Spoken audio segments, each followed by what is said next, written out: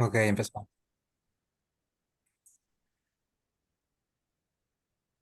Creo que podría compartir la pantalla y Iván ya hace la presentación para que empiece, ¿no? Ok,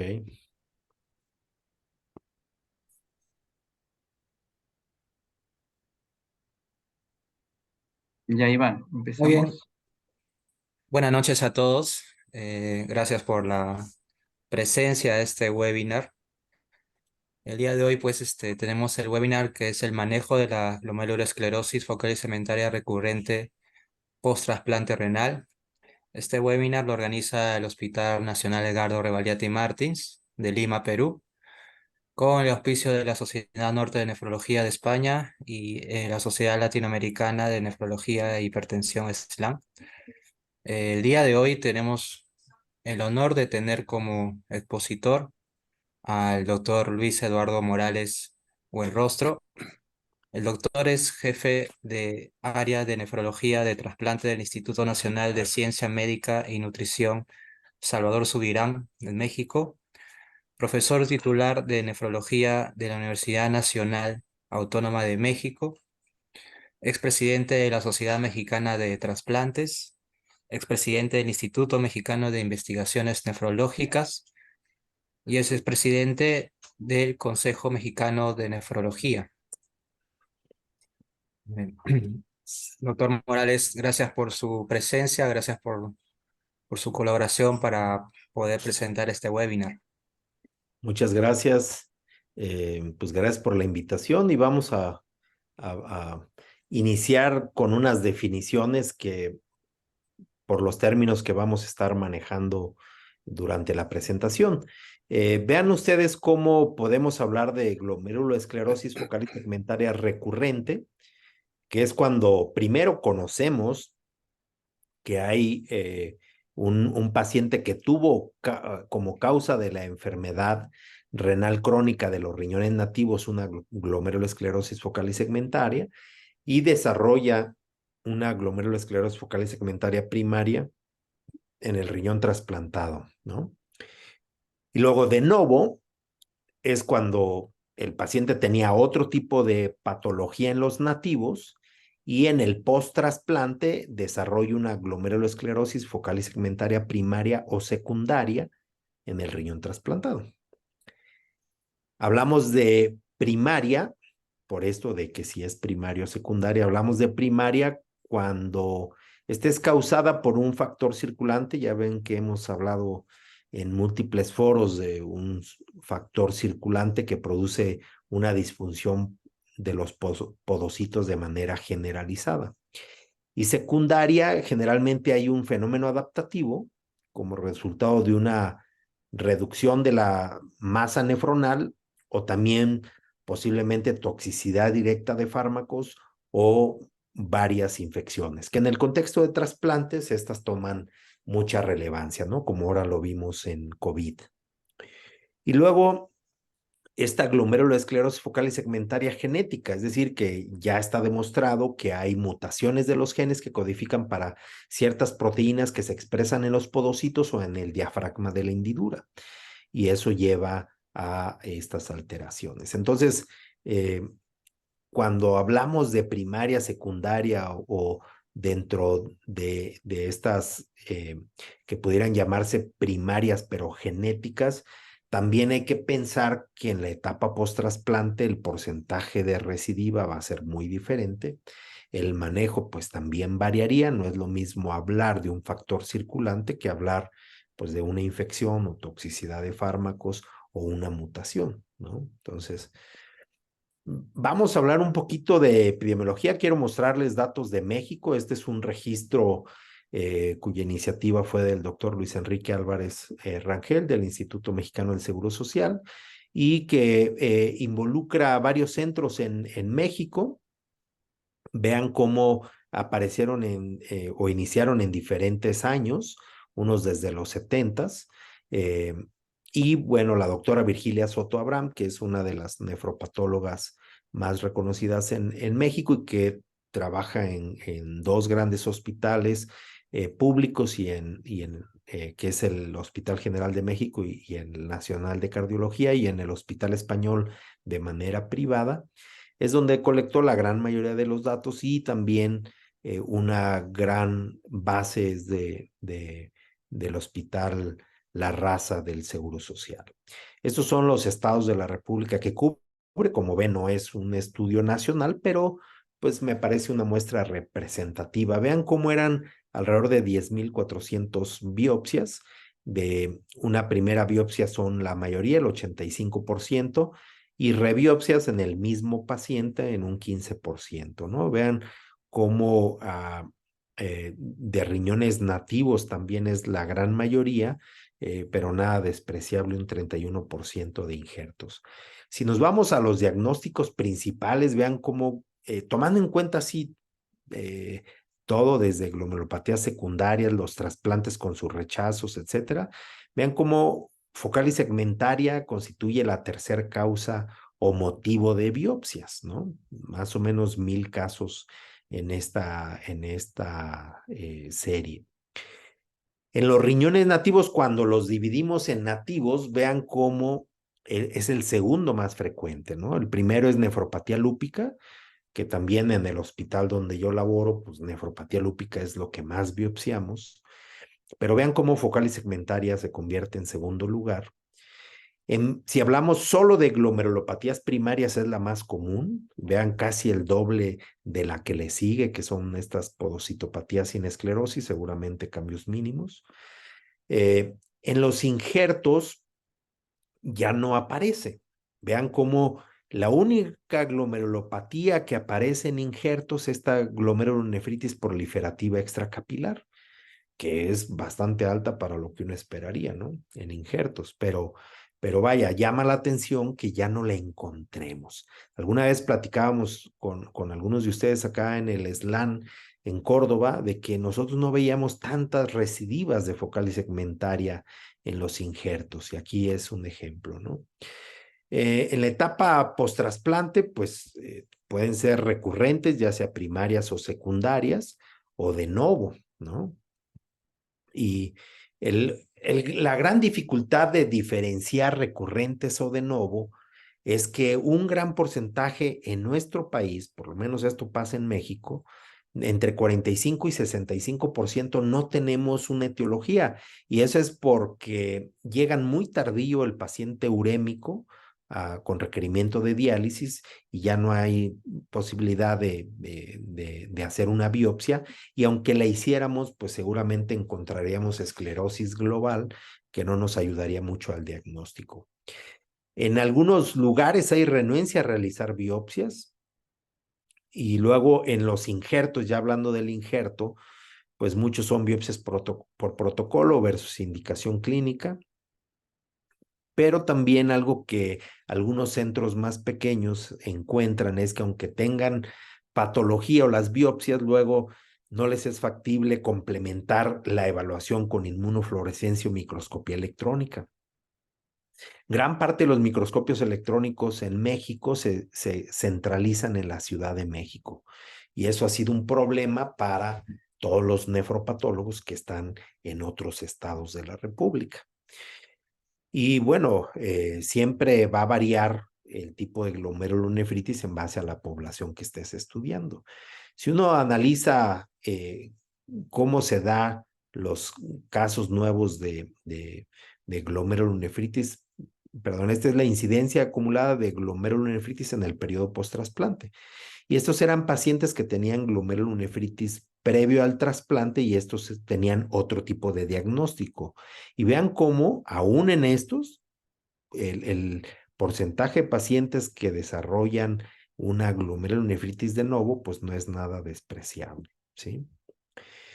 Claro, varía dependiendo la patología. Aquí puse algunos ejemplos de las primarias en esta tablita de esta referencia, y vean cómo focal y segmentaria puede tener una recurrencia histológica entre el 20 y 50%, pero la pérdida de injerto a 5 o 10 años, pues no es tan alta como pudiera ser algunas otras patologías, ¿no?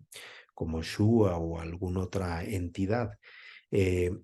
pero vean cómo si hay patologías como las membranoproliferativas, que pues sobre todo aquellas mediadas por C3, pues van a tener una recidiva muy alta, ¿no? Con tasas variables de pérdida del injerto. Y en este sentido de las recidivas post-trasplante, hicimos un estudio en nuestro hospital. Vean, de 2000 a 2019 se habían realizado 1015 trasplantes. 24 se eliminaron por no tener como completo los datos del expediente y se analizaron 991, ¿sí? La gran mayoría, como pueden ver aquí, es primer trasplante y más o menos equilibrado el género, pero son población joven, como pueden ver acá, ¿no? Últimamente hemos tenido una tendencia a tener trasplantes de pacientes más añosos. Y vean, estas son las causas de la enfermedad renal original. Y vean cómo es la segunda causa de enfermedad renal crónica, pero vean cómo queda dentro de las desconocidas o criptogénicas casi la mitad, eh, porque nos llegan ya sin posibilidades de hacer una biopsia. Entonces, glomerulonefritis no es nada despreciable. Aquí están incluidas primarias y secundarias, eliminando diabetes, claro. Y vean como ya desglosado, vean como nefritis lúpicas es lo que más biopsiamos de esas 163 pacientes con glomerulonefritis, y focal y segmentaria es la segunda. Pero vean cómo en todo ese tiempo, estamos hablando de prácticamente 19 años, 1000 trasplantes, apenas 25 pacientes con focal y segmentaria. Sí son 15% de esas glomerulonefritis, pero pues 25 de 1000, pues no es mucho respecto al total de trasplantes. Y cuando buscamos de esos 163 pacientes con glomerulonefritis pretrasplante, a ver cuántos habían hecho alguna enfermedad glomerular de novo o recurrente post-trasplantes, aquí vemos las enfermedades originales y lo que generaron después. Son solo 19 pacientes, o sea, cerca del 12%, tuvieron alguna glomerulopatía post-trasplante, ¿sí? O sea, no es tan alto eh, como esperaríamos, y pues el seguimiento hasta el 2023, tomando en cuenta que muchos de estos son desde el 2000, pues es bastante largo. Y vean estos 3 casos de focal y segmentaria, lo que recidivó fue en uno nefropatía diabética, en otro una membrano proliferativa y en otro un síndrome de Alport, que curiosamente en el primario no había sido la causa o no se había detectado. Eh, entonces, cuando uno ve esto de el grupo de etiología desconocida, que eran 487, 26 tuvieron una glomerulonefritis post-trasplante. Y aquí vemos cómo diabetes fue de lo más frecuente, seguido por IgA, que se parece mucho a la población general en México. Claro que muchos de los nativos con IgA pues no los biopsiamos porque es microhematuria o microalbuminuria. Eh, y vean cómo ya en muy pocos casos de amiloidosis LEC2, membranosa y algunos otros, ¿no? Ahí. Eh, entonces, eh, cuando uno busca en los que perdieron el injerto, o sea, 194 de 991 perdieron el injerto. Y si uno analiza la etiología de la enfermedad de base, o sea, lo que lo llevó a la enfermedad renal original, vean cómo es muy parecido. Es decir, no pareciera que el tener glomerulonefritis, por ejemplo, se asocie con mayor pérdidas de injerto, ¿sí? O sea, es 19% de las glomerulonefritis tuvieron pérdida de injerto, pero más o menos en cifras muy parecidas a otras etiologías, ¿sí? Ahora, si hablamos solo de los que perdieron el injerto, o sea, de estos 194, 31 representan el 16% de esos que perdieron el injerto. O sea, no suele ser la principal causa. Entonces, en esa en esa cohorte de pacientes que nosotros vimos recidiva de glomerulonefritis, lo que hicimos fue compararlos con aquellos, para tomar un grupo control, pues tomar lúpicos es una población difícil. Entonces agarramos enfermedad renal poliquística del adulto, que es una enfermedad que pues, no va a recidivar en el injerto y que no tiene como factores de progresión en el injerto adicionales a los que tengan que ver con la inmunología del trasplante.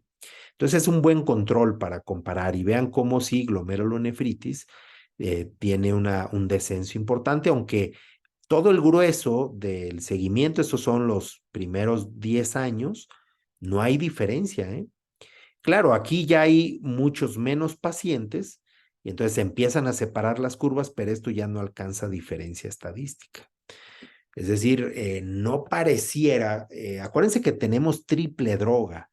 Entonces, yo siempre les he dicho, aquel que te recidiva bajo triple droga, aguas, porque es una glomerulonefritis que va a ser muy difícil de controlar, ¿no? Entonces, vean ustedes, supervivencia en los primeros 10 años es muy parecida, ¿no? Claro, aquí en los 5 años se abre un poquito, pero en general es muy parecido. Y ya a 20 años se abren mucho, pero esto ya son una N muy poquita que no alcanza para dar significancia. Pero si los comparamos específicamente focal y segmentaria con lupus u otras glomerulopatías, vean cómo no aparenta tener una agresividad mayor. Ya lo veíamos en la tablita, que no cambiaba mucho la pérdida del injerto por tener recidiva de focal y segmentaria. Entonces, cuando vemos este estudio del grupo de Halloran, que es un grupo con biopsias protocolizadas y cada vez que se perdió un injerto se iban hacia atrás a revisar a detalle cada una de las biopsias, me parece que es el más completo como para ver a las glomerulonefritis como causa de pérdida del injerto, porque tienes múltiples biopsias, y vean cómo el 18% se le adjudicó a una glomerulopatía. Y en nuestra cohorte, ¿se acuerdan que era 16% del total que habían perdido el injerto? Entonces, más o menos es lo que se está reportando, ¿sí? Claro, aquel que recurre versus el que no recurre, pues va a tener peor pronóstico porque decíamos, aquel que te recurre con triple droga encima, va a tener un desenlace no muy bueno, ¿sí? Entonces, factores de riesgo para recurrencia, que los vamos a ver también más adelante, pero ahorita en la parte de epidemiología lo quería tratar. Pues, jóvenes, curso rápidamente progresivo en los riñones nativos, porque estamos hablando de recurrencia, entonces debió de haber tenido focal y segmentaria en el primario. Recurrencia en injerto previo, si es que ya es un segundo trasplante. Enfermedad sistémica nativa activa al momento del trasplante. Acuérdense que en lupus, en vasculitis, se da un periodo de tiempo de inactividad para poder trasplantarlos. En ese sentido, es algo muy debatido, pero bueno, mientras menos tiempo tenga, sobre todo menor de 6 meses, hay más posibilidad. Inhibidores de mTOR, nosotros cuando empezamos con el estudio CONVERT, participamos, fuimos el segundo grupo que más pacientes se metió en el estudio CONVERT, empezamos a notar que nos hacían proteinuria algunos pacientes que convertíamos a mTOR y hacíamos biopsias y encontramos mucha confusión de podocitos, ¿no? Y bueno, trasplante renal de donador vivo relacionado. Vamos a ver unos casos para que ejemplifiquemos lo que hemos visto nosotros, que ya vieron que es poco, ¿eh? O sea, no necesariamente, y unos casos no son trasplantados de nuestro hospital, pero nos llegan posterior. Entonces, vamos a ver 3 casos. Este es el primero, una mujer de 52 años de edad. Ella sí tenía focal y segmentaria desde el 99 como diagnóstico primario, tuvo síndrome nefrótico y tratado con prednisona, ¿no? Llegó a trasplante renal, le donó su madre, esto fue el trasplante en el 2011, o sea, si se diagnosticó de focal y segmentaria en el 99, pues tuvo un buen tiempo de tratamiento de la patología y seguramente después en diálisis. Compartía un HLA para 00 sin anticuerpos donantes específicos, Utilizamos de inducción basiliximab, riesgo bajo para citomegalovirus y una creatinina al egreso de 1.01, ¿no? Y aquí vemos la evolución. Acá está en el 2011, recordando que se trasplantó justo en junio del 2011. La creatinina era de 1.1, seguía PRA00 sin ADES, biopsia al tiempo cero, atrofia tubular y fibrosis intersticial leve, y estaba con tratamiento a base de triple droga, tacrolimus, micofenolato y prednisona, que es como el esquema de la casa.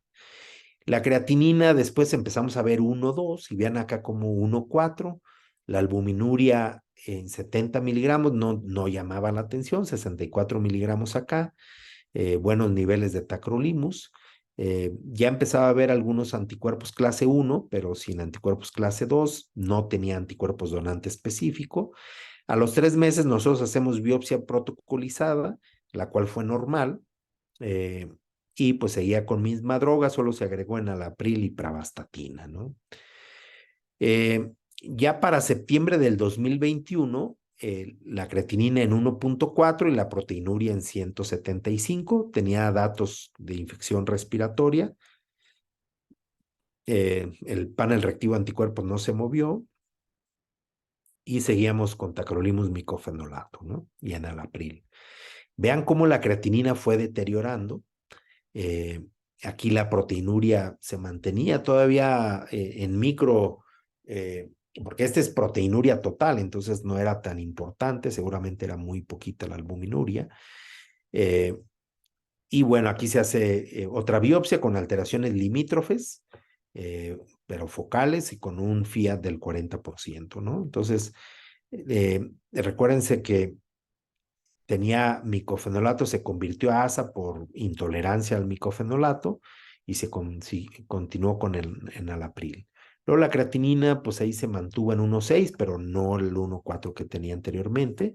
Y vean aquí cómo el índice albuminuria, creatinuria, cómo ya está en 1.48 gramos por cada gramo. O sea, sí dio un brinco importante. Y aquí todavía el PRA se mantenía sin anticuerpos donante específico y se hace una biopsia en febrero de este año, ¿no? Vean, aquí está la evolución de la creatinina. Algunos de estos picos coinciden con elevaciones de tacrolimus, como lo vemos acá abajo, pero vean, lo importante es la microalbuminuria, como incrementa y proteinurias totales, ¿no? Proteinurias totales alrededor de 2 gramos y albuminurias de 1.5. Se hace la biopsia, que es interpretada por las nefropatólogas Normofeli Uribe y el fellow de nefropatología, Liliana Hernández. Son 8 glomérulos con un glomérulo con esclerosis segmentaria y 5 con esclerosis global, o sea, ya daba una esclerosis global del 62%. Vean la importante atrofia, era una atrofia del 40% y una fibrosis, todo esto azul, de fibrosis del 70%. Vean los cambios escleróticos aquí en el polo vascular. Vean también acá esta otra imagen ya con tricrómico de Masón, cómo se ve la fibrosis en azul. Los vasos con una importante fibrosis se dio una calificación de CB2, o sea, un 40%, y una hialinosis arteriolar de 3, la inmunofluorescencia negativa. Y bien la microscopía electrónica, aquí son las asas capilares, vean aquí toda la membrana basal y por fuera los podocitos, y acá mayor aumento, vean cómo se pierden de estar los procesos podocíticos así, vean cómo hay fusión o pérdida de la integridad del podocito. Entonces, la biopsia percutánea, datos sugerentes de recurrencia de glomerulosclerosis focal y segmentaria con patrón periliar, ¿no? Una arterio y arterionefroesclerosis moderada con una fibrosis del 70% y atrofia tubular del 40%, ¿no? Entonces, ¿qué se hizo en este caso? Se agregó inicialmente dapaglifosina y vean cómo la proteinuria no se modificó mucho. De hecho, la proteinuria total ligeramente mayor. Continuó con DAP aquí. La creatinina, vean, de 1.4 que estaba antes, 1.6, luego 1.7, 1.8, 1.9. Entonces dijimos, algo tenemos que hacer porque aunque no progrese mucho la proteinuria, de hecho aquí bajó un poquito, pero puede haber bajado de manera artificial dado que estamos perdiendo masa renal. Entonces dimos tratamiento con rituximab y pues es lo que se alcanza a ver de esta aplicación de rituximab, un ligero descenso en la proteinuria, ¿no? Pero no olvidar que la creatinina seguía subiendo, ¿no? Entonces, pues es la evolución de él. Apenas se dio el rituximab, como bien es reciente, apenas iremos a ver resultados de este, pero el punto es como la proteinuria de estar más o menos estable, hay que cuidar tanto albuminuria como creatinina que se nos pueden ir, ¿no?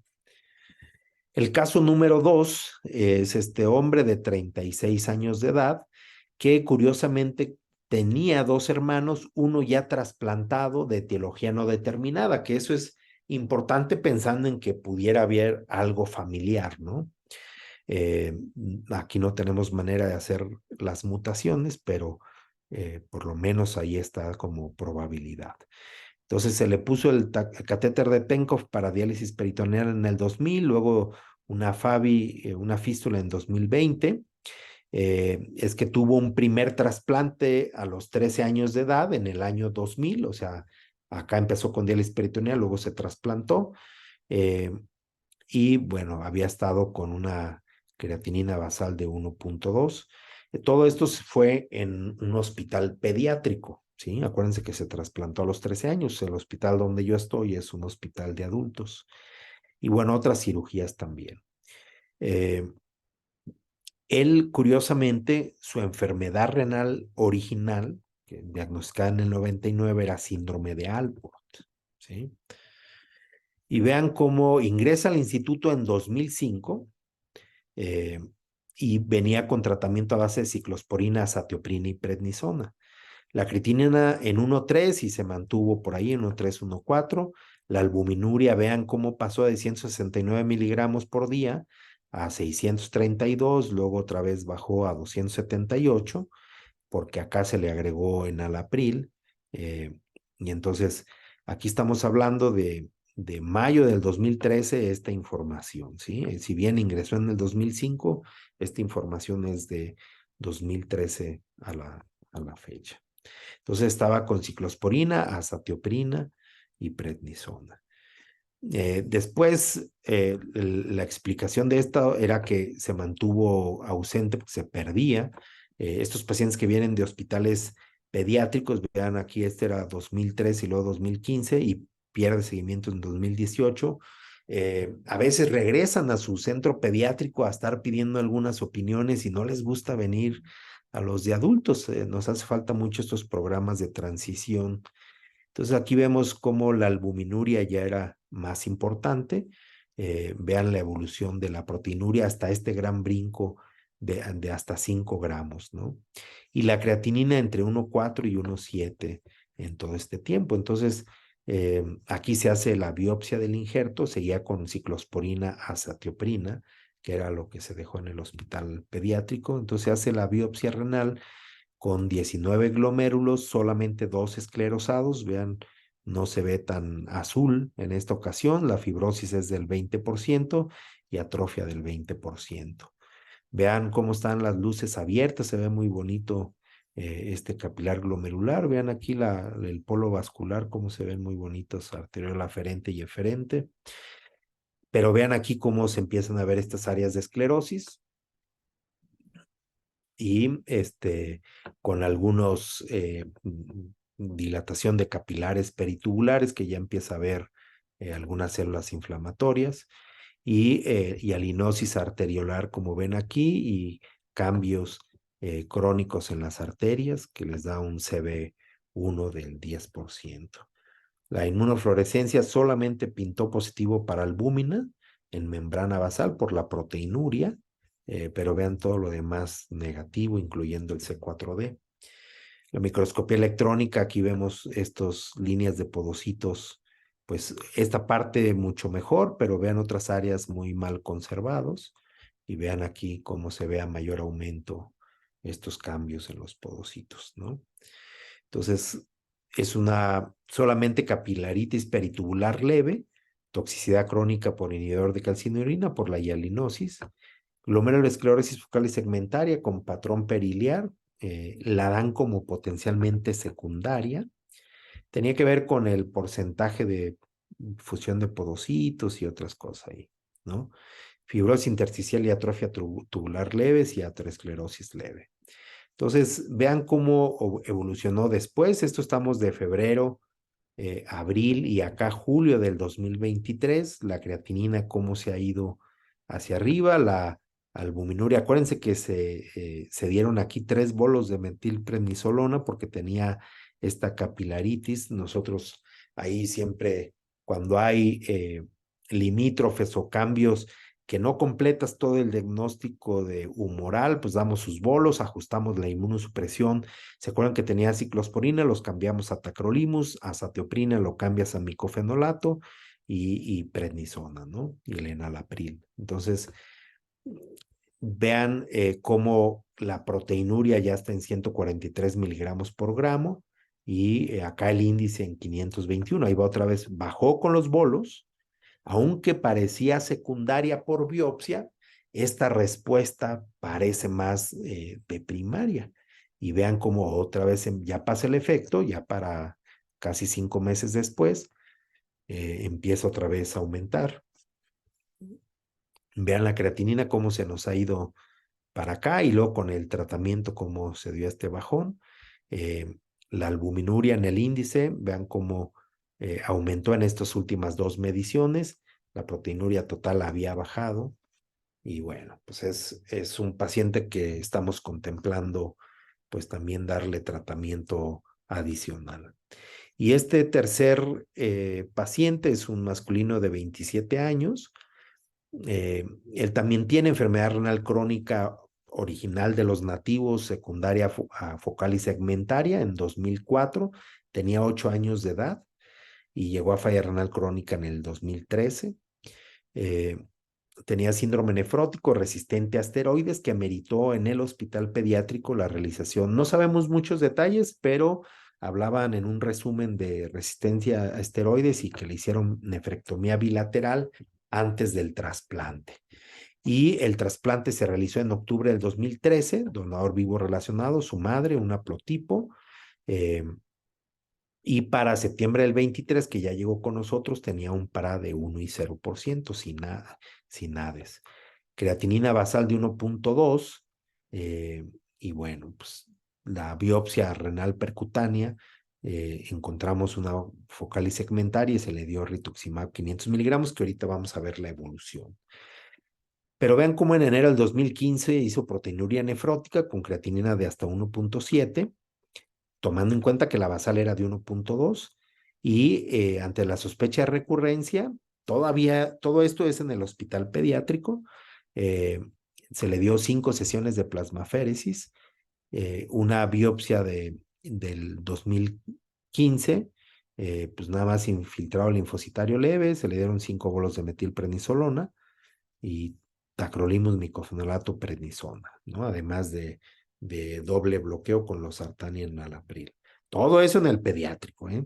Luego ya llega acá con nosotros en 2015. Recuerden que se trasplantó en el 2013 con creatinina de 1.4 y la albuminuria cercana a 1 gramo, pero es albúmina. Y bueno, aquí tenía tacrolimus, micofenolato, enalapril. Aquí vean, tuvo una infección de vías aéreas superiores y diarrea sin evidencia de lesión renal aguda, pero se hace evidente una lesión renal aguda con creatinina 2.7 que luego regresa. No llegó hasta la basal, pero regresó algo. Aquí tenía de proteinurias, estas proteinurias totales de 881, y acá vean el brinco que da de enero del 2016 a agosto del 2018, cómo había aumentado mucho la proteinuria y la creatinina, ¿no? se mantenía sin anticuerpos donante específico y se hace la biopsia.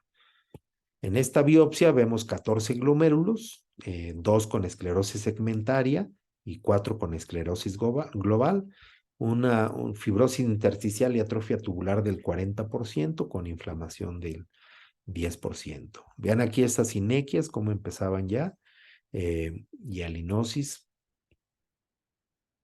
Y vean aquí, tubulitis, por aquí anda un linfocito, vean lo que intenso respecto a las células tubulares con su halo claro alrededor, que es una tubulitis apenas T1, ¿no? De limítrofe. La inmunofluorescencia es negativa y vean los podocitos, cómo hay un borramiento de los podocitos muy esfacelados, se pierde completamente. Y entonces es una recurrencia de focal y segmentaria de patrón no específico, con alteraciones limítrofes, datos sugerentes de toxicidad crónica por inhibidores de calcineurina, fibrosis y atrofia tubular del 40% y con lesión cicatrizal cortical. Entonces, dentro de la evolución, acuérdense que había ingresado en el 2015 la creatinina con esta lesión renal aguda que había regresado hasta 1.86 y aquí había llegado con albuminuria de 4.8 gramos. Entonces aquí fue la biopsia, mostró la focal y segmentaria. Y bueno, hasta aquí nada más había recibido la ajuste de la terapia inmunosupresora. Aquí la creatinina, vean cómo va de 1.8 a 2 y la proteinuria pues iba como sube y baja. Vean, si bien las proteínas totales eran de 3.6, la albuminuria no llegaba a 1 gramo todavía. Y aquí la proteinuria de 3 gramos con albuminuria de 1.9 y aquí la proteinuria bajó, ¿no? Entonces, aquí el punto es lo que puede llegar a tardar a veces la microscopía electrónica. Aquí la microscopía electrónica muestra podocitos con edema citoplasmático, simplificación de procesos podocitarios o fusión de podocitos en 40%, y lo dan como una glomerulosclerosis focal y segmentaria periliar, ¿no? Se dan bolos de metilprednisolona. Luego acá vean otra vez la proteinuria da un brinco. Acuérdense que aquí ya había bajado a menos de 1 gramo, que no habíamos dado Rituxi ni ninguna otra cosa. Y luego otra vez 7.15 gramos, albuminuria. Esta es la albúmina sérica, que ya empezaba a bajar. Se le da rituximab, 500 miligramos dosis única. La proteinuria se mantenía. Aquí estamos hablando de 2 meses. Ya para 6 meses después, que es cuando ya empieza a actuar el rituximab, pues todavía la proteinuria estaba muy elevada.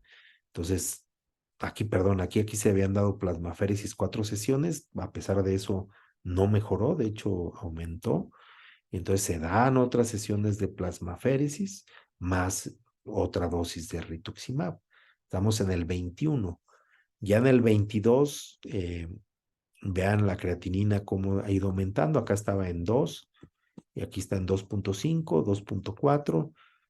La proteinuria de 2.1 gramos, o sea, sí bajó.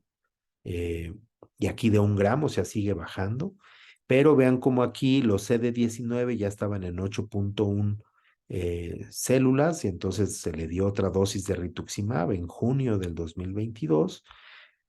Acá ya estaban otra vez como queriendo repoblar, o sea, no están en 0, hay quien toma 0, 2, 5 células, entonces, pero el hecho de que habían depletado a 0 y luego otra vez empiezan a ver, pues otra dosis de rituximab, y bueno, parte del plan es, está requiriendo más o menos en 6 meses, lo que hemos evaluado nosotros es que en 6 meses puedes perder efecto. Entonces acá estamos planeando igual y darle otra dosis, ¿no? De rituximab ahora.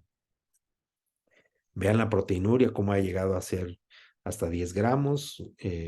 Ya va en descenso, aunque la creatinina paulatinamente se ha ido progresando. Entonces, claramente se ven cuáles son los que tienen una tendencia a tener daño más importante.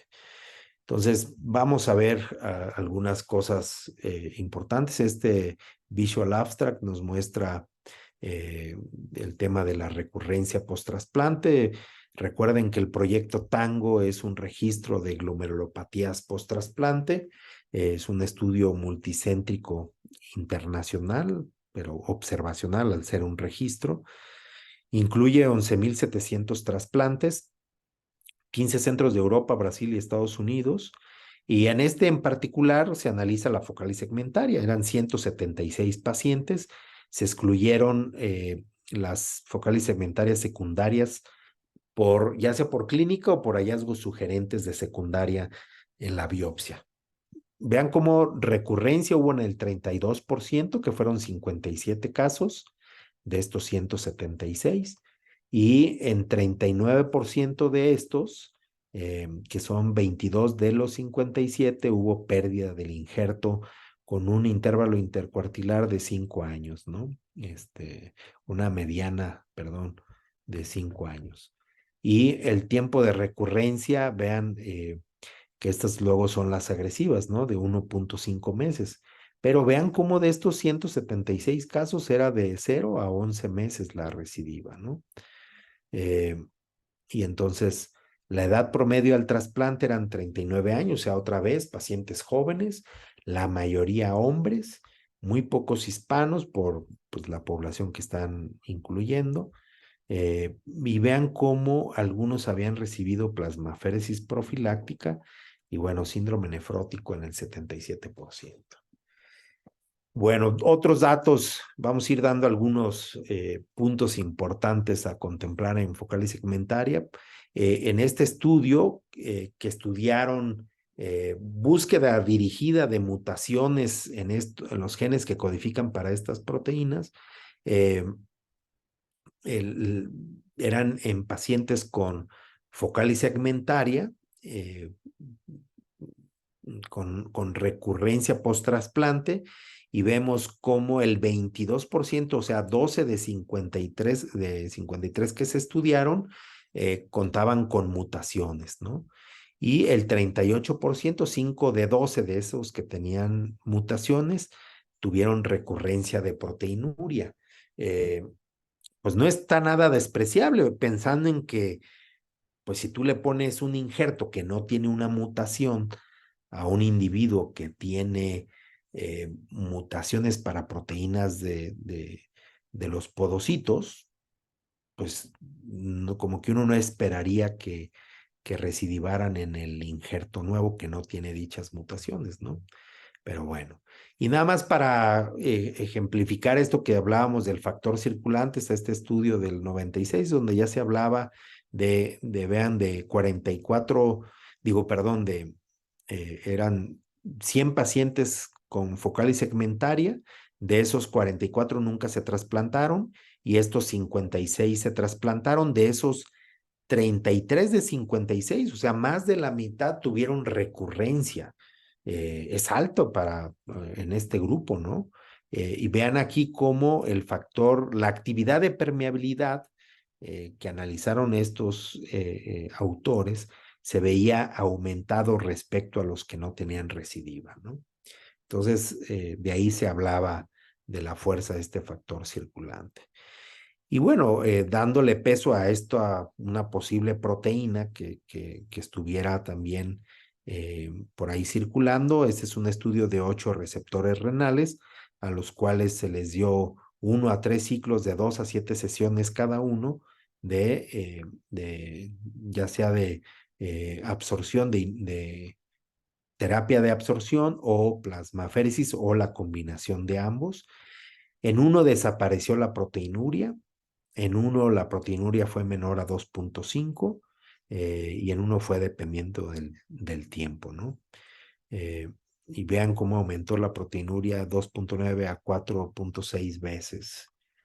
Vean aquí cómo, esta es la excreción de proteínas, este recuadro muestra el tiempo en que duró el tratamiento y vean cómo estos son los sometidos a absorción de proteínas y a plasmaféresis, y cómo hacen un descenso importante de las proteínas. Ese es el porcentaje, como del 100% llegan al 50% los de plasmaféresis y a menos del 25% en los de absorción de proteínas, pero vean cómo luego tienden a rebotar también, ¿no?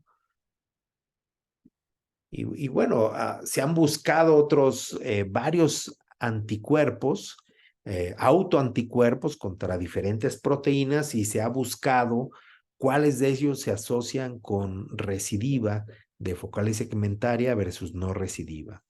Y a través de métodos muy complejos buscaron, vean todos los que se exploraron, 789 diferentes autoanticuerpos, de cuál fueron cribando con hasta 151, específicamente en focal y segmentaria recidivante o recurrente, y luego se quedaron con 10 como los que tenían más impacto. Y aquí están enumerados los 10. Vean contra qué están dirigidos estos autoanticuerpos. Son diferentes proteínas, y acá lo que se ve es cómo en los que tienen recidiva versus no recidiva hay mayor expresión, si se fijan.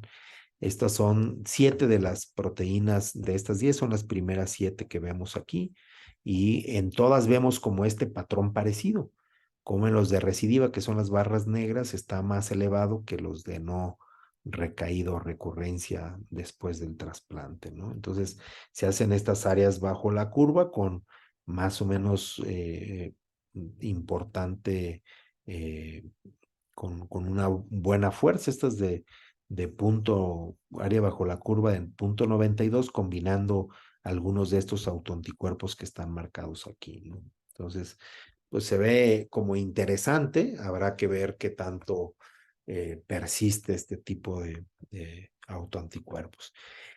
Y luego vemos estos algoritmos también, donde se nos proponen qué hacer de manejo previo al trasplante. Si tienes un paciente con focal y segmentaria, si ya no tiene gasto urinario o la proteinuria es menor de 3 gramos, te puedes ir, evalúa el riesgo de recurrencia de la focal segmentaria, pero de alguna manera como que puedes trasplantarlo.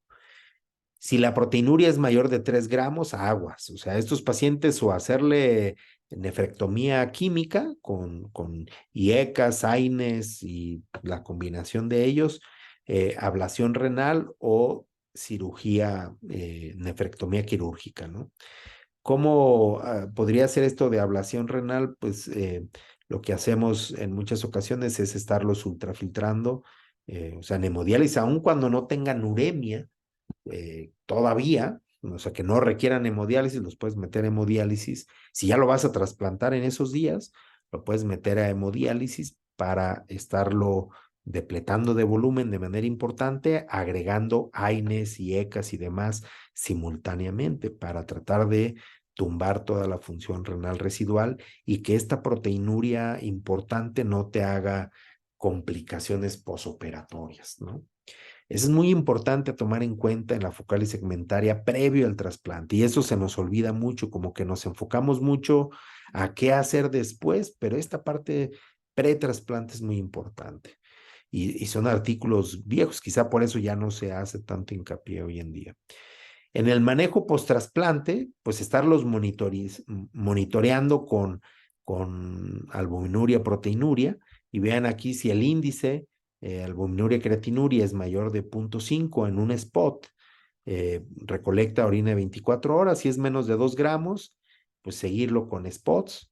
Si es mayor de 2 gramos, biopsia, y plantea la posibilidad de plasmaféresis y si es que ves cambios compatibles con focal y segmentaria, porque pudiera tener alguna otra cosa. Si el índice es menor de 0.5 en los seguimientos, pues solamente lo monitoreas de manera intermitente y vigilas que no haya recurrencia, ¿no? Entonces, hay que recordar que para todos aquellos que entran con cierta proteinuria post-trasplante, más o menos la resolución de la proteinuria de nativos es de 4.5 semanas, ¿sí? Que va de 1 a 10 semanas. Es relativamente rápido. Entre los cambios hemodinámicos perioperatorios, el inhibidor de calcineurin y demás, sí le pega mucho a la proteinuria de los nativos, ¿no? Entonces, aguas entonces con estos puntos y sobre todo si ya está más de 2 gramos, biopsia, ¿no? Nosotros biopsiamos con índices mucho más bajos, no esperamos tanto. Entonces, pues para el diagnóstico, vigilancia post-trasplante, presencia de síndrome nefrótico o biopsia renal en proteinurias significativas, hay quien pone 1 gramo.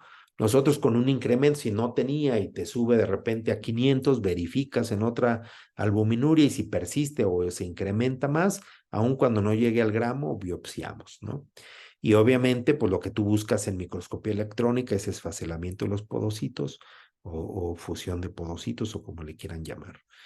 Y evaluación de causas secundarias, siempre en trasplantados, causas virales, ¿no? Parvovirus, citomegalovirus, virus Epstein-Barr, BK, virus de hepatitis C, VIH, todos se han asociado de una u otra manera con focal y segmentaria y ahora con la pandemia el SARS-CoV-2 también fue asociado, ¿no?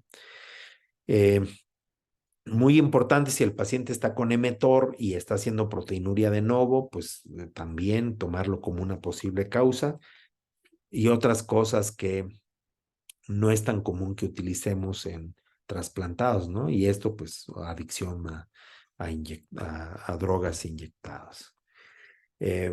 Ahora, ¿qué ha pasado con la prevención? Porque mucha gente le da mucho peso, sobre todo si en los que es claro que buscarías prevención, es aquel que ya tuvo una recurrencia en un injerto previo, lo quieres volver a trasplantar, ahí sí tienes que pensar en qué hacer, ¿no? Y entonces aquí es un estudio multicéntrico de 66 pacientes con focal y segmentaria en riñones nativos del 2008 al 2015, ¿no? Y la idea era seleccionar aquellos que ellos consideraban alto riesgo para recurrencia. Ojo que aquí no eran estos que ya tenían un trasplante previo, pero era raza blanca, edad menor de 30 años, rápida progresión de la enfermedad en los nativos, en menos de 5 años llegar a diálisis, albúmina en sangre de menor de 3 gramos por día. Y bueno, los dividieron en alto riesgo, 37, y el grupo control fueron 27, ¿no? De estos 66. Y entonces vean cómo a los de alto riesgo, en el día -7 a +2, 3 a 10 sesiones de plasmaféresis o recambio plasmático terapéutico, rituximab 372 miligramos por metro cuadrado, 1 a 2 dosis. Acá fueron 28 pacientes con plasmaféresis y los 37 recibieron rituximab. Es decir, no todos recibieron plasmaféresis. Y acá el grupo control, placebo solamente, ¿no? Entonces, la recurrencia fue 59%, con un tiempo de recurrencia de 1.25 meses, lo que estaba escrito, o sea, son recurrencias tempranas, que puede ser desde el primer día hasta 30 meses. Y hablaron de respuesta cuando la proteinuria urinaria era menor de 1 gramo por gramo, ¿no? Y vean cómo en los dos grupos las recurrencias son parecidas, tomando en cuenta que aquí no se le hizo nada, acá que eran de alto riesgo, a pesar de tratamiento, la recurrencia fue alta, acá eran de bajo riesgo y aún así es alta. Uno diría, ¿y qué pasaría si a estos les hubieran dado tratamiento para ver a dónde se iban? Como que hubiera gustado que la mitad de alto riesgo estuvieran en un brazo y en el otro, y también unos con placebo y otros con la terapia, ¿no? Pero bueno, entonces en conclusión, pues no, estas terapias preventivas no disminuyeron la tasa de recurrencia, pero ojo que están manejando grupos separados, ¿no? Son diferentes. Estos eran de alto riesgo y acá el resto de pacientes. Y entonces, ¿qué hacer con estas recurrencias? Entonces dice, a ver, si ya tienes probado por biopsia que es una focal y segmentaria de recurrencia, ¿qué tan temprano fue? En los primeros 3 meses, directo plasmaféresis con o sin rituximab. No te la pienses, hay que darle tratamiento. Ahora, ¿fue más de 3 meses después del trasplante? O sea, una recurrencia tardía. pues primero búscale si hay causas secundarias, drogas, toxinas, infecciones, etcétera. No las hay, aparentemente, pues como nuestro paciente que ese que respondió con bolitos de esteroide, aunque decíamos histológicamente parece secundaria, pues aguas, hay que darle plasmaféresis o rituxi, con o sin rituximab, porque no necesariamente vas a tener evidencia de algo secundaria, aunque la histología lo muestre. Y bueno, si sí tienes causas secundarias, tratas la causa secundaria, es decir, la infección, retiras los medicamentos que estén haciendo toxicidad, etcétera. Pero si el paciente no regresa, no tiene remisión de la proteinuria, pues darles tratamiento también, ¿no? Es decir, no siempre nos confiemos en de que con que hay una causa secundaria y nos cruzamos de manos. Si no ves respuesta, pues hay que tratarlo también. Y en caso de que haya respuesta al tratar la causa secundaria, pues solamente vigilar, ¿no? Entonces, resulta claro y fácil de seguir este tipo de algoritmos. Y bueno, regresando con este caso, cuando veíamos después, ya una vez que tuvieron recurrencia, los dividieron en aquellos que les iban a dar recambios plasmáticos terapéuticos en 38 y rituximab a 20, ¿no? Con más inmunoglobulina. Y vean cómo la respuesta con reducción de proteinuria en menos del 50% o con una reducción del menos del 50%, hubo 87% de respuesta con una pérdida del injerto por recurrencia del 10%, que pues está baja comparado a los otros reportes que habíamos visto de que la recurrencia causa muchas pérdidas del injerto, ¿no?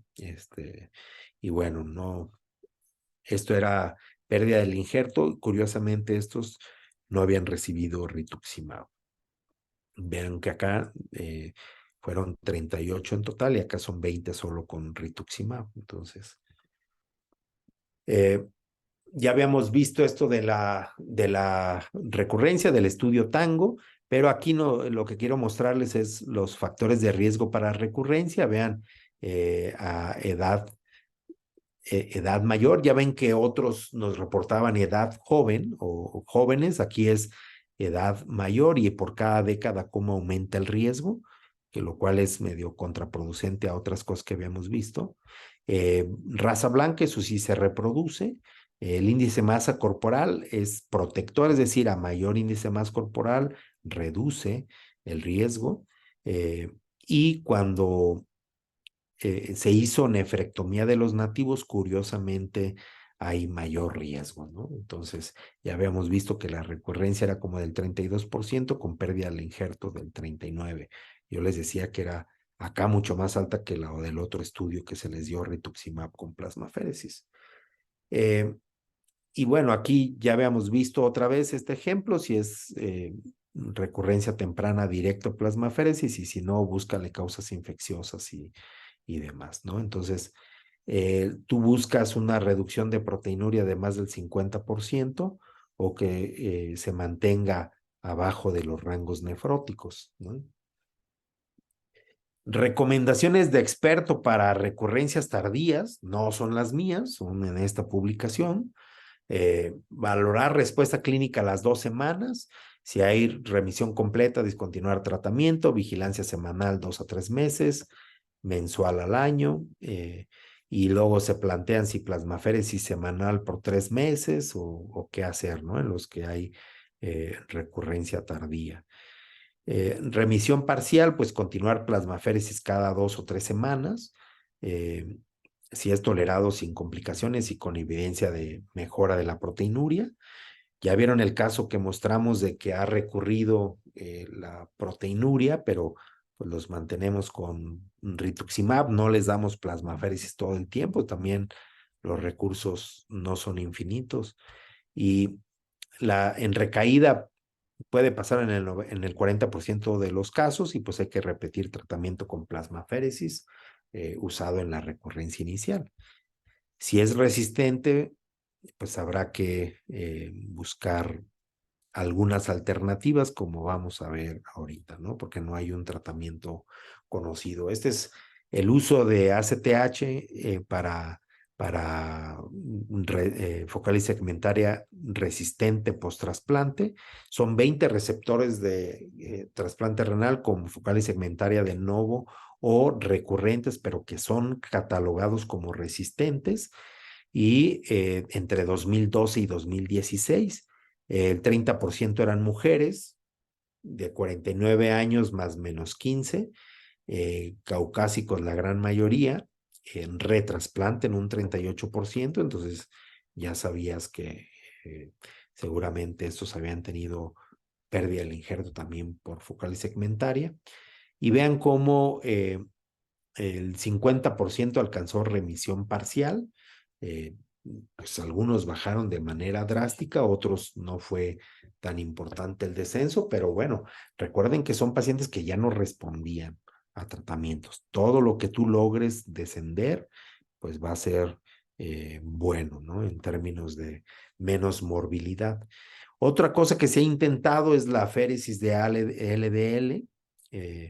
En trasplantes pediátricos, estos sujetos pediátricos, 7 receptores con focal segmentaria recurrente, usaron liposorber LA15 para la aféresis de LDL, y vean aquí 2 a 3 sesiones por semana, que aquí las marcan, cada cuadrito aquí es una semana, y luego ya una por semana después.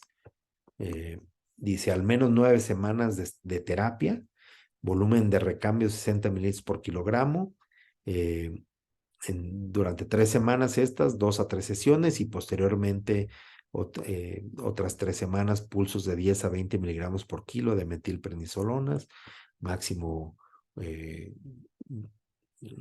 más las sesiones semanales que están descritas ahí.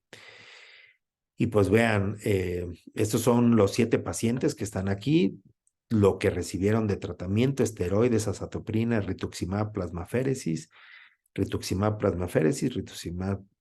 abatacept, plasmaféresis, rituximab, ciclofosfamida, plasmaféresis, rituximab, plasmaféresis, rituximab, plasmaféresis, plasmaféresis, además de esteroides, claro.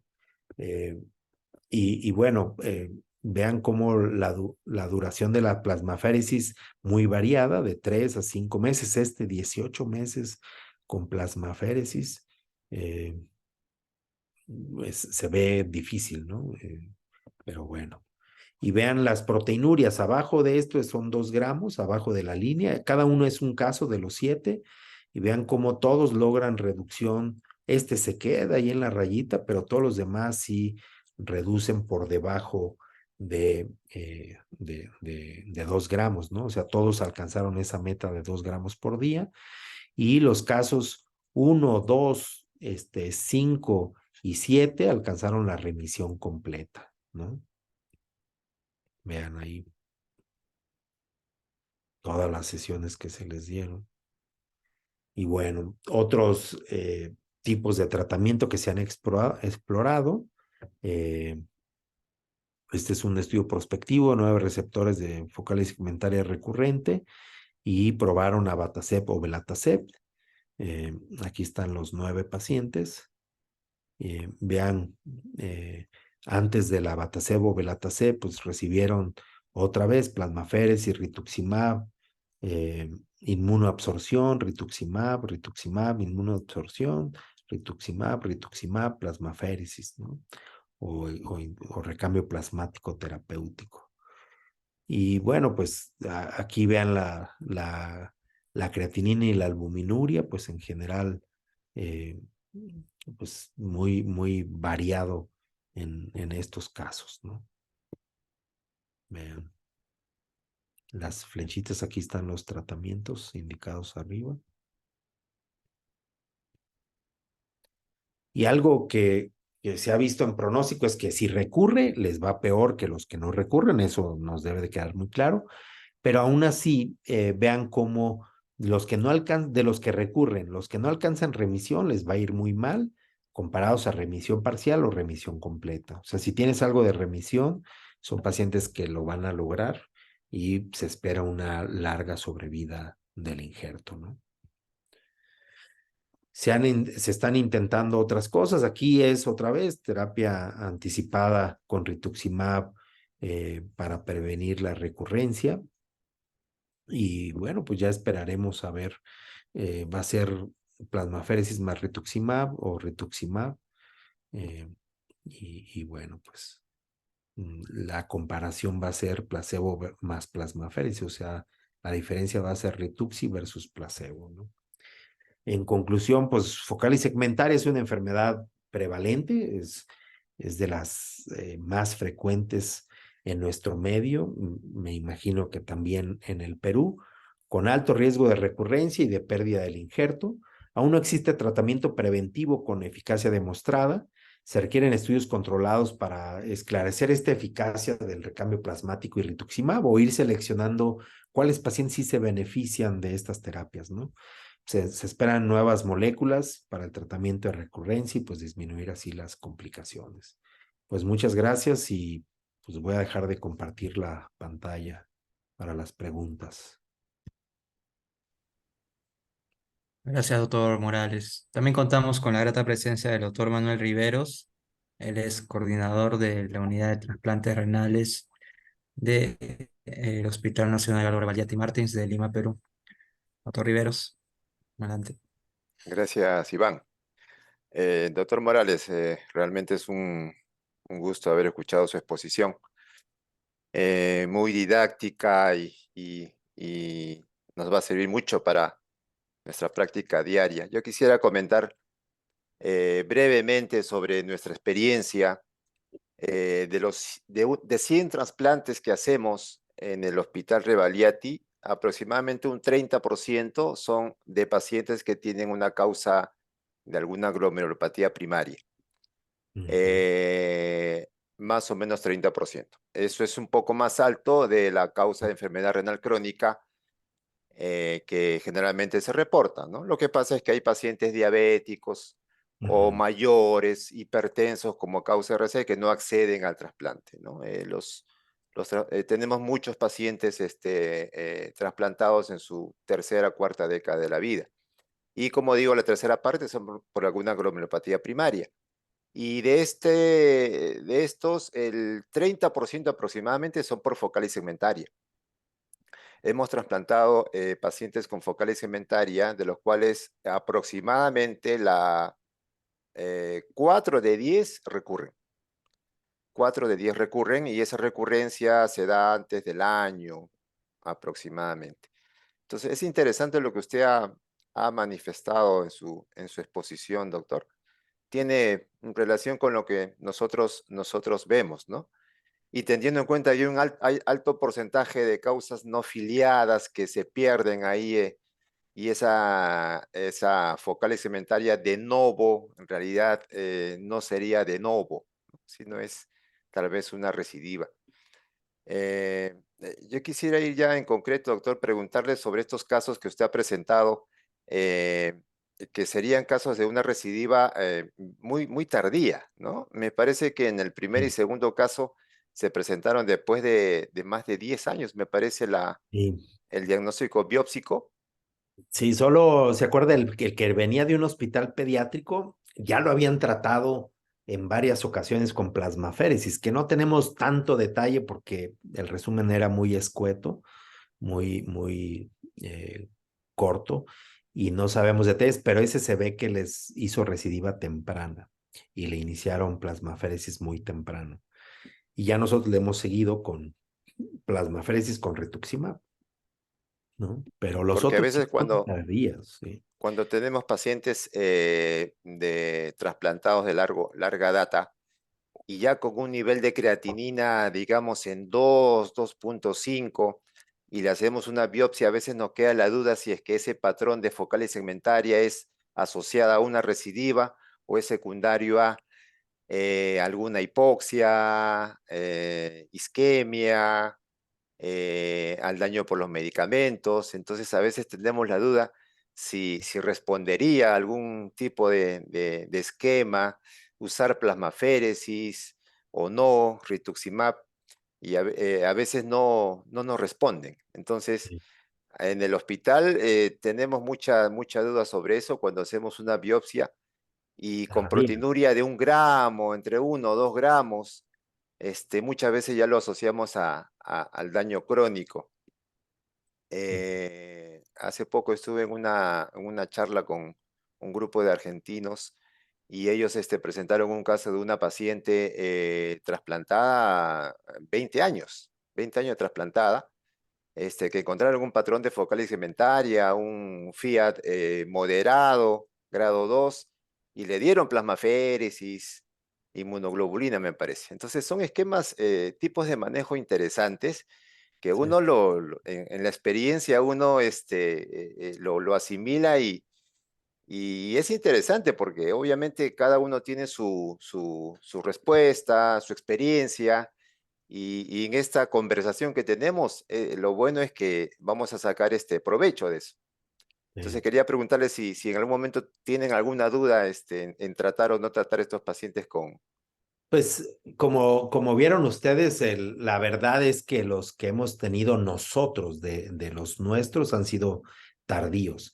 Y ahí nunca hemos planteado plasmaféresis como una opción, porque en estos que tú concibes que hay un factor circulante, sin duda a la recidiva esperas que sea muy temprana, ¿no?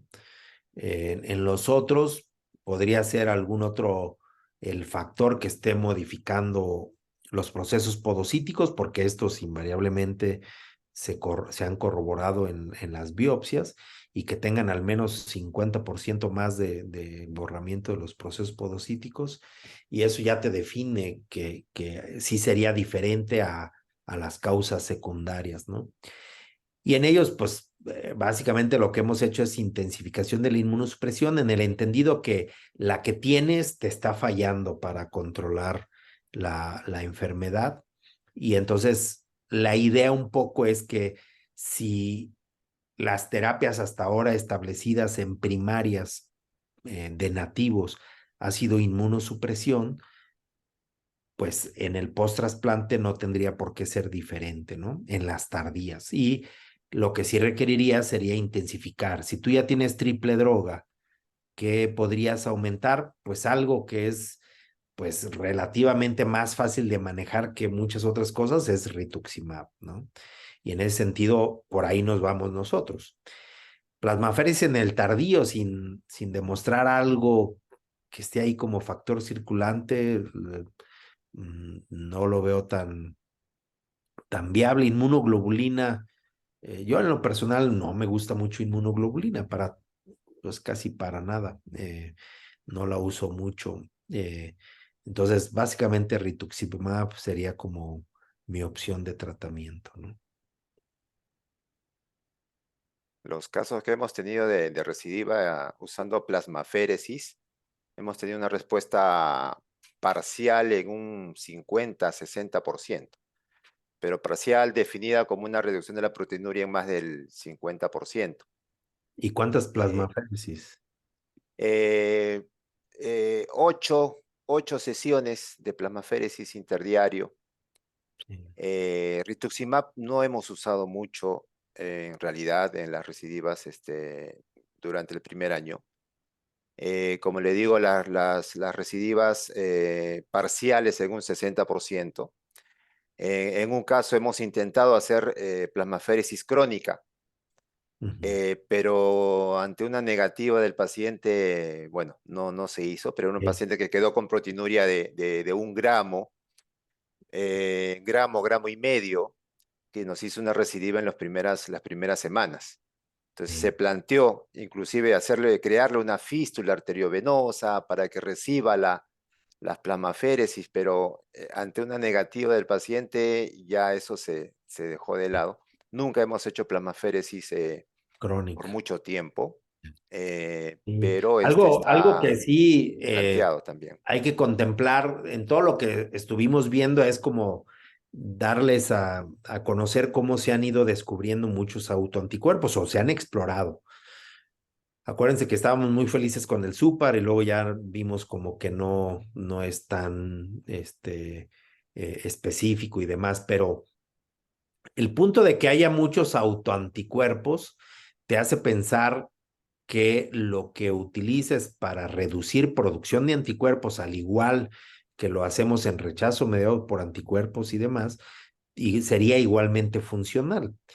Y en la gráfica esa que les puse, de donde daban plasmaféresis o inmunoabsorción, es muy interesante que se nos quede grabado esa parte, ¿no? Cómo tú puedes conseguir una reducción inicial, pero si no haces ninguna otra cosa, eso te va a empezar a rebotar, porque eso lo hemos analizado con los anticuerpos anti-HLA donador específico, ¿no? La plasmaféresis te lo reduce muy bien, pero si no haces ninguna otra cosa, pues se vuelve a producir, porque la célula plasmática está produciendo. Y entonces tú tienes que usar terapias combinadas. Y el rituximab precisamente te va a depletar células B para que ya no diferencien células plasmáticas. Pero ojo que el efecto no lo esperaría yo en los primeros 3, 4 meses. El efecto del rituximab lo esperaría yo después de los 4 meses, ¿no?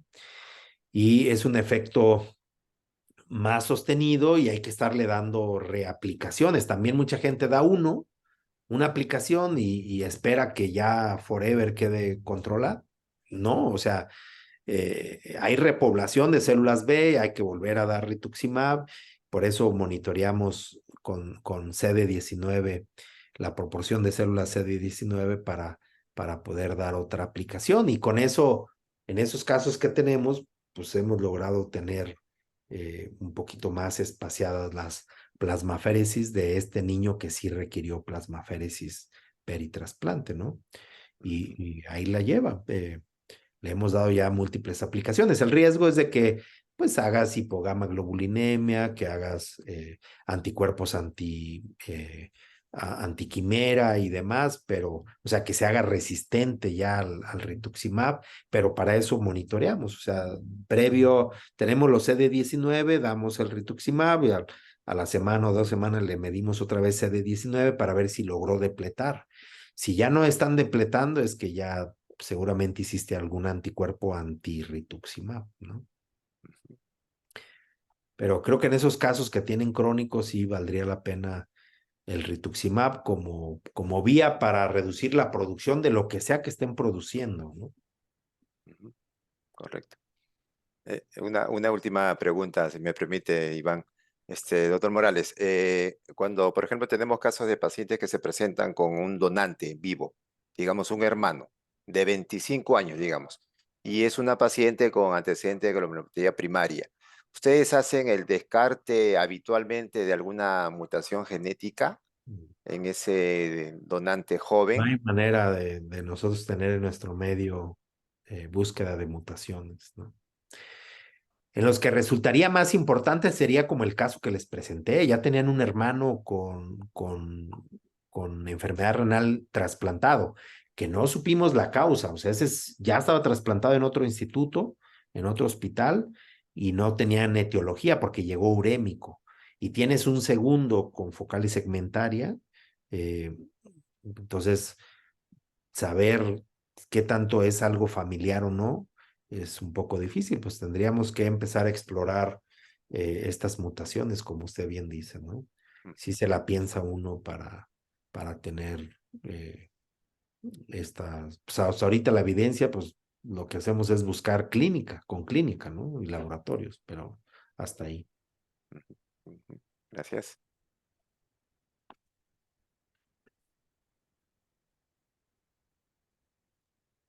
No sé si del público haya preguntas. Sí, doctor, hay una pregunta del público que dice, bueno, excelente presentación. ¿Qué tipo de inducción recomendaría en caso de las glomérulas focales cementarias, basilicidad versus timoglobulina? Yo la basaría en el riesgo inmunológico, ¿no?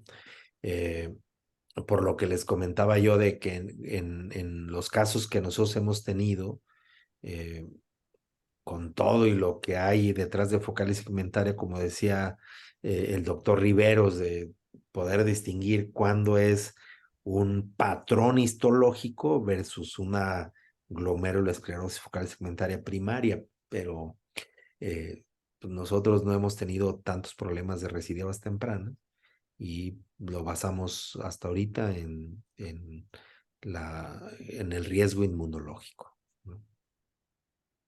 Si me permite, Iván, hace poco salió publicado un metaanálisis de los factores de riesgo para focal segmentaria post-trasplante.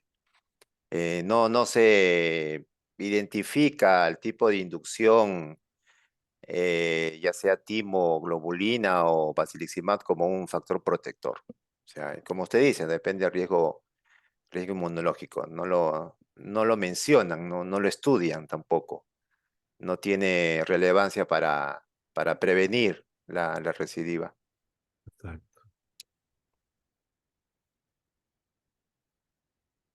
Ok, tenemos otra pregunta. Buenas noches. ¿Alguna forma de medición del factor probable de permeabilidad, CD40, interleuquina 6 o algún otro de su experiencia? No, alguna vez me acuerdo que la doctora Carmen Ávila estaba en un hospital aledaño al nuestro y lo que hacía era tomar suero de nuestros pacientes y inyectarlo a las ratitas, y si hacían nefrótico a las ratitas, pues sospechabas que tenía un factor circulante o factor de permeabilidad. Pero pues la verdad es que inyectar suero de un paciente sin depurar, sin hacer ningún otro tratamiento, también no sabes si puede ser respuesta a proteínas humanas lo que haga el nefrótico a la rata, o si sea el factor circulante o no. Ayudaba un poquito, por lo menos nos daba una alerta, ¿no? Y si nos decía, pues no encontré nada, pues nos quedábamos más tranquilos. Para nosotros nos ayudaba mucho. Ya hoy en día no hay nadie que lo haga aquí en México, y tampoco buscamos así estos autoanticuerpos o todo lo que les mostré ahí, no lo hacemos de rutina. En su momento, cuando se habló del SUPAR, uno podía por ahí tener la esperanza que ya se estaría llegando, se estaría por ahí descubriendo, estaríamos cerca de algún manejo efectivo, ¿no? Pero hasta ahora solamente se mencionan siempre factores circulantes, ¿no? O sea, y nada claro. O sea, la patogenia de la focal segmentaria primaria desconocida, claramente desconocida. Sí, claro. Ujú. Sí, estamos ávidos de un biomarcador, ¿no? Sobre todo porque, como lo vieron ustedes, no todos, dependiendo de la serie, es la recidiva. Con nosotros es muy baja y tardías. Son más fáciles de manejar, ¿eh? Esas no te llevan a pérdidas inmediatas. Esos casos que ustedes han tenido de recidivas tempranas, acá tuvimos un colega en medio privado, tuvo una recidiva temprana, y algún otro también de medio privado, y son graves, o sea, proteinurias que se les va la vida por la orina, y, y tienes que actuar muy rápidamente y la familia se te desespera. Son hospitalizaciones prolongadas, tratamientos muy caros en medio privado. Eso no fácilmente puedes lograrlo, ¿no? Vamos a una pregunta de Saúl González. Gracias por la ponencia. En relación a nivel de proteinuria por mTOR, ¿usualmente biopsian a los pacientes si evidencian una proteinuria nefrótica o primero suspenden de mTOR y ven la respuesta? Sí, la mayoría de las proteinurias con mTOR, cuando hicimos el estudio CONVERT, que los teníamos muy monitoreados, estaban con triple droga diferente, les quitabas el inhibidor de calcineurina y los virabas a sirolimus en aquel tiempo.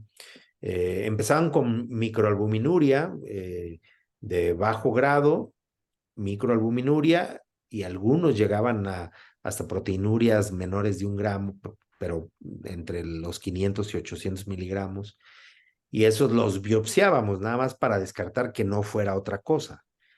Al no encontrar otra explicación, suspendíamos mTOR y veíamos cómo revertía la proteinuria, ¿no?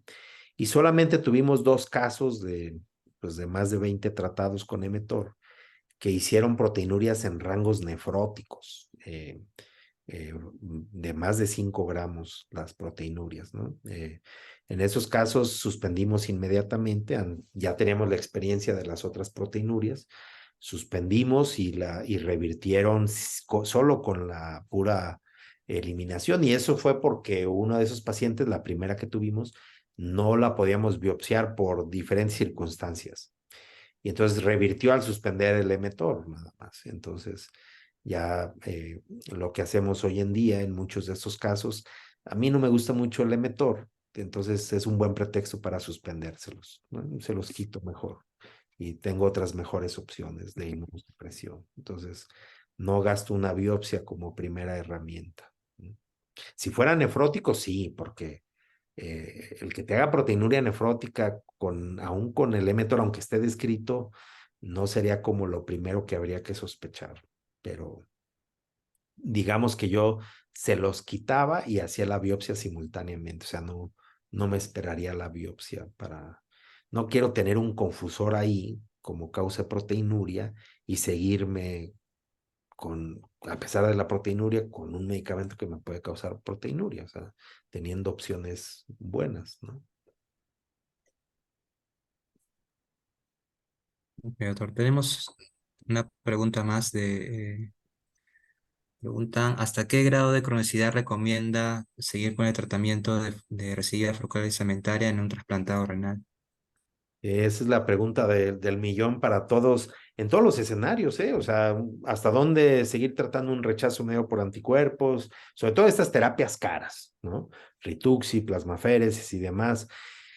Es que tú tienes que ver el contexto del paciente. Si es una recidiva de estas tempranas y que fue grave, ¿tú lo retrasplantarías? Quizás no sea su mejor opción, porque en el segundo trasplante, pues igual esperas que recidive así de grave, ¿no? O es lo que uno esperaría. Entonces, en ese contexto, pues yo intentaría, si puedo controlar la proteinuria e insistir en este paciente, pues sí. También hay que empezar a sopesar complicaciones. Es decir, si no se me ha complicado con las terapias, pues yo lo sigo tratando y tratando. Si ya empiezo a ver que me está haciendo eventos de infecciosos de repetición, infecciones serias, pues creo que es momento también de parar. Es un marcador que te avisa de que ya tienes que parar. El recurso, hasta dónde vas a gastar y gastar, también tendrás que plantearlo. Pero mucho a tomar en cuenta es eh, sus opciones para después. O sea, si lo dejas perder el injerto por ya no pelear, ¿qué opciones tiene? O sea, se va a quedar en diálisis por siempre, tiene accesos vasculares, tiene cavidad peritoneal. Si es esos pacientes que desde antes ya no tenía accesos vasculares, si llega a diálisis se va a morir. Entonces, en esos casos peleamos, si es 20-30% de función renal, seguimos insistiendo hasta que llegue a diálisis, o sea, no nos tocamos el corazón. En aquel que tiene otras opciones, que tiene para diálisis peritoneal, tiene buenos accesos vasculares, se operó prediálisis, o sea, nunca le has tocado los accesos, pues es un buen candidato y lo enlistas para cadáver. Yo ya no lo enlistaría para donante vivo, si fue estos de recidiva temprana. Si es recidiva tardía, lo volvería a trasplantar, aunque fuera de vivo relacionado o no relacionado, pero de donante vivo.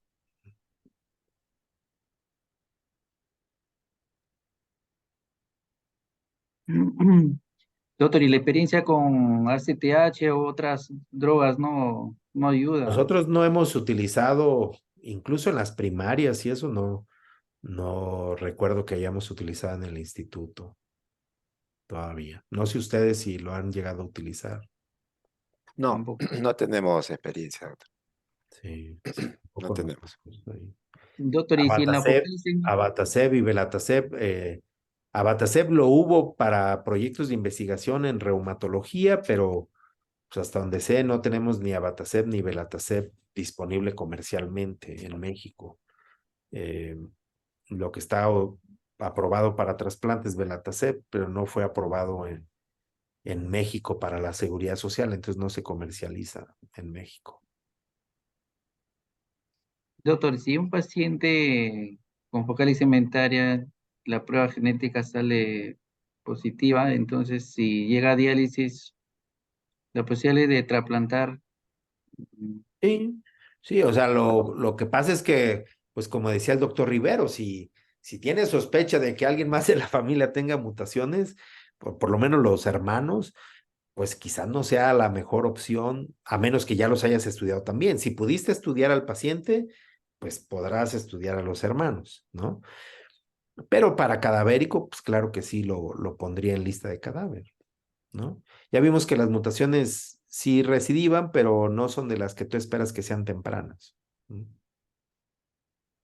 Inclusive hay trabajos que dicen de que trabajos no muy grandes, pero que la recidiva es cero prácticamente cuando Sí, hay el defecto genético y otras sí han identificado, como usted lo sí, ha es que colocado, ¿no? ajá, en una de las diapositivas que les puse hablaban de 10, 15%, pero les decía yo que cuando uno analiza como el sentido biológico, pues si es una mutación de los nativos, yo no esperaría que causara nada en los nuevos. O sea, quizás lo que usted decía, doctor Riveros, o sea, a lo mejor estamos encontrando causas secundarias que como él tuvo primaria, por mutación, se lo adjudicamos como que tenga una recurrencia, a lo mejor está teniendo otra cosa, ¿no? Pero no sé, o sea, focales segmentarias es complejo en el contexto de que luego no los podemos estudiar bien, no todos tienen microscopía electrónica, eh, no todos podemos analizar a ciencia cierta mutaciones, etcétera. Entonces, todavía es una entidad que, no, que debemos estudiar más, creo yo, ¿no? Y sobre el tipo de donante vivo relacionado, algunos trabajos o algunos centros sugieren no trasplantar o que algún familiar vivo relacionado done al paciente por ese riesgo de recidiva. Pero el proyecto Tango identificó que no, que un donante vivo relacionado puede mejorar, puede donar y eso sería muy beneficioso en comparación a que el paciente esté en lista de espera o se trasplante de cadavérico inclusive. Exacto. Entonces, ahora se habla así, o sea, de que sí puede donar algún donante vivo relacionado. Exacto, sí. Es que en general, otra vez, uno tendría que analizar como las oportunidades, ¿no? Si estás en un hospital donde tu lista de espera les llevará 5 años, 6 años para donante cadavérico, hijo, pues yo no pensaría como que sea una buena opción. O sea, acuérdense que un paciente que viene de perder un injerto, que tiene fenómenos inflamatorios importantes por la retención del injerto, esos cuates están con inflamación crónica y el deterioro es muy rápido, mucho más que el enfermo renal que llega a diálisis por primera vez. O sea, la sobrevida es más corta y entonces son pacientes que tienes que pensar en si los vas a retrasplantarlo rápido. Y el vivo tiene la ventaja de, pues, como nos mencionaban ahí, ¿no? En los algoritmos, si tiene todavía mucha función renal residual, pues cuando tienes programada la cirugía, poco antes trata de hacer ablación química o con hemodiálisis más la ablación química para tumbarle toda la proteinuria que tiene, dejar que recupere la albúmina sérica y ahora sí meterlo con buenas albúminas séricas a trasplante, ¿no? Eso no te lo permite un donante cadavérico porque ¿cómo le vas a tumbar la función renal residual, que es de los factores pronósticos más importantes? Pues se lo mantienes. Y ya si le toca, pues ni modo, va a entrar con la proteinuria que tenga. No lo puedes prever, ¿no? A propósito de eso, me ha hecho recordar un caso un poco anecdótico. Hace unos pocos años tuvimos un paciente que se presenta con su donante vivo, su papá, un jovencito de 16 años que de pronto proteinuria 9 gramos, Ujú. en diálisis el joven, y le dijimos, mira, hay riesgo de que mejore, hay que esperar. Bueno, y a las pocas semanas, o sea, él tenía una diuresis residual en 1 litro y 9 gramos de proteinuria. Y a las pocas semanas el paciente nos decía, doctor, ya no orino. No orina, bueno, entonces no sé si era cierto eso, pero al final lo trasplantamos, porque ya nos vino con ese dato de que ya no orinaba y bueno, lo trasplantamos con su papá. O sea, de pronto esos 9 gramos ya, si era cierto lo que él decía que ya no orinaba, pues ya no teníamos ese factor. Ujú. Pero sí es importante lo que usted menciona con el nivel de proteinuria previo a un trasplante. Sí, sí. Pacientes que están hipoalbuminémicos y eso para cicatrización, para las anastomosis y eso, pues es un factor. Complica. Sí. Ujú. Y luego, ¿cómo intentas hacer nefrectomía química cuando ya tienes el injerto? Pues ya no se puede. O sea, tendrías que embolizar o hacer nefrectomía post-trasplante, ya se imaginarán lo que eso representa para el injerto. O sea, no es conveniente. Yo creo que lo que has de hacer, lo haces pre, ¿no? Y la nefrectomía quirúrgica no se recomienda porque hacer nefrectomía previo a un trasplante es un factor de recidiva, de recurrencia de la focal. Ujú. Sí, ya vieron en los factores de recidiva, es eliminar. Ya ven esta teoría que mucha gente enarbola incluso para las nefrectomías de injerto, que te sirve para estar captando los anticuerpos o el factor circulante y una vez que lo quitas, pues va a quedar sin absorber, digamos, ¿no? Que eso en anticuerpos donante específico, pues la verdad es que no tiene mucho que ver, pero bueno, acá se toma también como, perdón, se toma también como un factor de riesgo. Entonces, muy bien. ¿Alguna otra pregunta por ahí del público? Creo que ya no veo por ahí.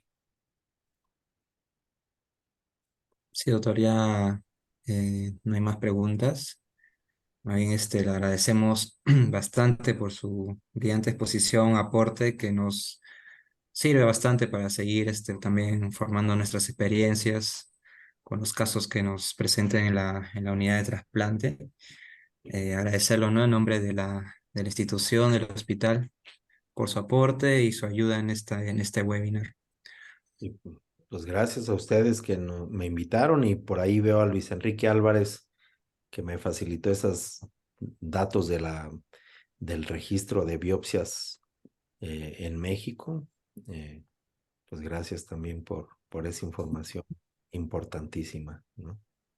Gracias a usted, doctor Morales. Es un gusto haberlo escuchado. Muchas Pues gracias, doctor. próxima. Gracias. ¿No? Gracias. Bye. Gracias, doctor. Hasta luego.